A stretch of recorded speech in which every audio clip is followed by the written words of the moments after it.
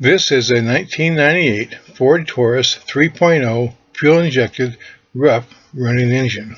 I have seen numerous people complain about their car having a rough idle installing the stop signs, as this car has been doing, and they start replacing parts one after another, like plugs, wires, injectors, MAF, and numerous other components, and they never seem to stop the problem.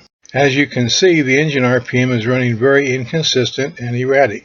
It is running a little better after I cleaned the mass airflow sensor, but I still need to find and fix the main problem.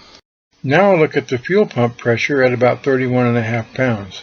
And you can also see that there is a lot of vibration from the rough idle. Well, I'm going to fix all this for about $10 in just a few minutes work by fixing a much overlooked problem on the Ford 3.0 engine, and that is the PCV valve vacuum hose, because it is so well hidden from plain sight.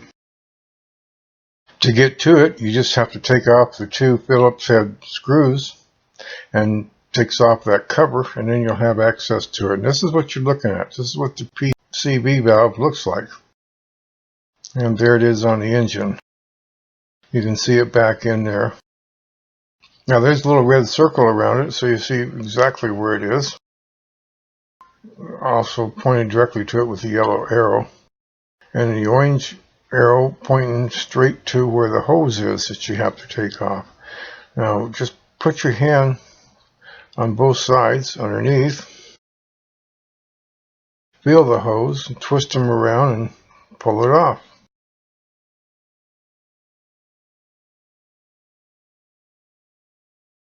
And there it is.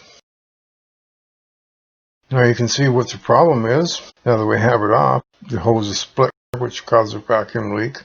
But also, even more serious, on the back side, it's almost split right open. Probably all we're going to have to do is change this and we're fine.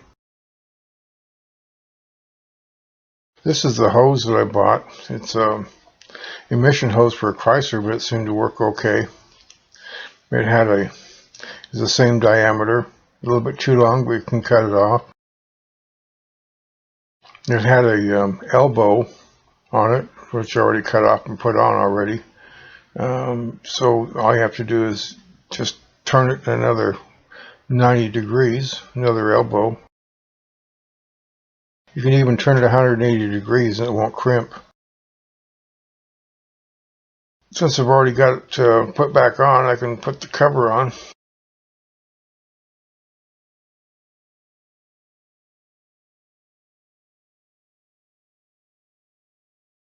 Put the two Phillips screws in, and we're all set to go.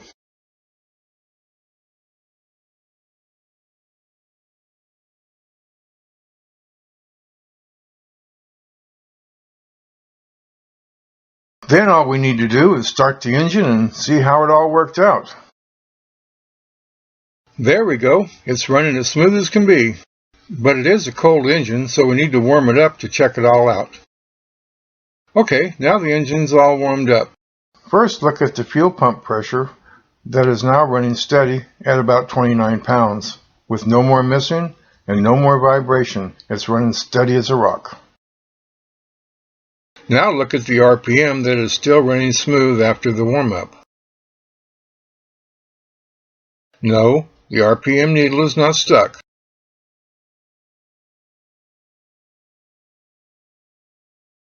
Now when I put it into drive, it does not die. Please write your comments down below and any questions you might have, and go ahead and subscribe, because I have a lot of good stuff coming up about smog equipment problems and how to fix them by going through all the smog components on the car.